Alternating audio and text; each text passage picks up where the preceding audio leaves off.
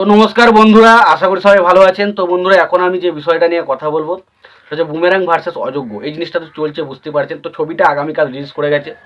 দুটো ছবি আমি দেখেছি এবং দুটো ছবির আমি রিভিউ মোটামুটি হয়ে গেছে দেওয়া। তো আমি খুব শীঘ্রই অযোগ্য ছবিটা রিভিউ আমরা দেখতে যান। বুমেরাং ছবিটা রিভিউ দিয়েছিলাম, কিন্তু জানি না আমার ভিডিওতে কী এমন হচ্ছে প্রবলেম যে কেউ কোনো অতটা রেসপন্স দিচ্ছে না।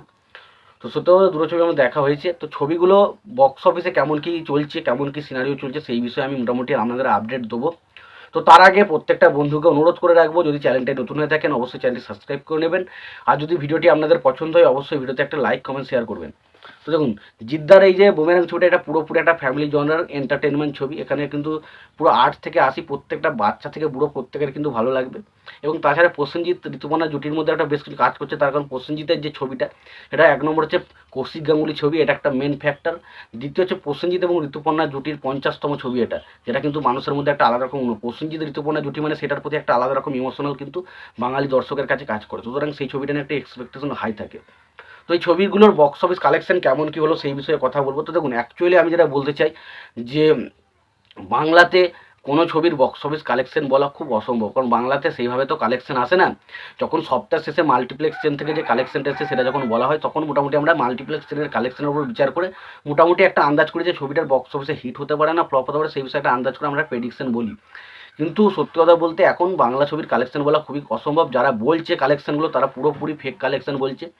তো এক কথায় বলতে গেলে ছবির কালেকশন বলা যায় না, তবে কোন কটা শো হাউসফুল হলো, কটা শো অলমোস্ট ফুল হলো, সেই বিষয়ে যদি আপনি বিচার করেন তাহলে মোটামুটি আপনি বুঝতে পেরে যাবেন যে ছবিটার সিনারিও কী চলছে এবং ছবিটা বক্স অফিসে কোন দিকে যেতে চলেছে। তো যদি আমি প্রথমে বুমেরাং ছবিটার অলমোস্ট ফুল এবং হাউসফুল শোয়ের সংখ্যা দেখুন, হাউসফুলের শোয়ের সংখ্যা কিন্তু প্রথম দিন কিছু ছিল না, কিন্তু অলমোস্ট ফুল শোয়ের সংখ্যা ছিল 14টা। তো মোটামুটি 14টা ছিল অলমোস্ট ফুল। এবং যদি আমি সেই দিকে অযোগ্য ছবিটা নিয়ে আলোচনা করতে, অযোগ্য ছবির অলমোস্ট হাউসফুলের শোয়ের সংখ্যা ছিল 11টা এবং হাউসফুল শোয়ের সংখ্যা ছিল 2টো। তো মোটামুটি বুঝতে পারছেন যে অলমোস্ট ফুল এবং হাউসফুল শো সংখ্যা মিলে 13খানা ছিল এবং জিতের বুমেরাং হচ্ছে শুধুমাত্র অলমোস্ট ফুল হিসাবে কিন্তু 14টা ছিল। মোটামুটি বোঝা যাচ্ছে দুটো ছবির বক্স অফিস কালেকশনের সিনারিও যদি ধরা হয় তো মোটামুটি একই কালেকশন হতে পারে, খুব বেশি নয় কম বেশি। এই মোটামুটি যেটা দুজনের যে কালেকশনটা আসবে সেই কালেকশনটা মোটামুটি ওই 5-10 হাজার বা 25-30 হাজারের একটা ফারাক থাকবে, কিন্তু খুব একটা বেশি কিন্তু ফারাক থাকবে না। তার কারণ বক্স অফিসের যে মানে হাউসফুল শোয়ের সংখ্যা সেটাই কিন্তু মোটামুটি বলছে। তবে এবার দেখুন, এই ছবিগুলো যেহেতু দুটো ছবি রিলিজ করেছে এবং এই ছবিগুলোর যে হাউসফুল শো অলমোস্ট ফুল শোয়ের সংখ্যা এটা কিন্তু খুব একটা ভালো নয়।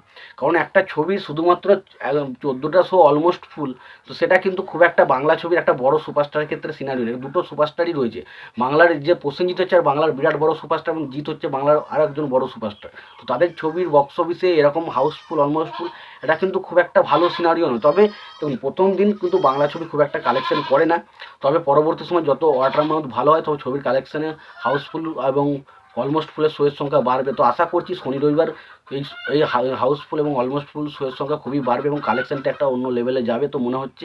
এবং মনে হচ্ছে ছবিটা অডিয়েন্স পছন্দ করেছে। তো দেখা যাক, এটা কিন্তু আমি মুখে বললে বোঝা যাবে না।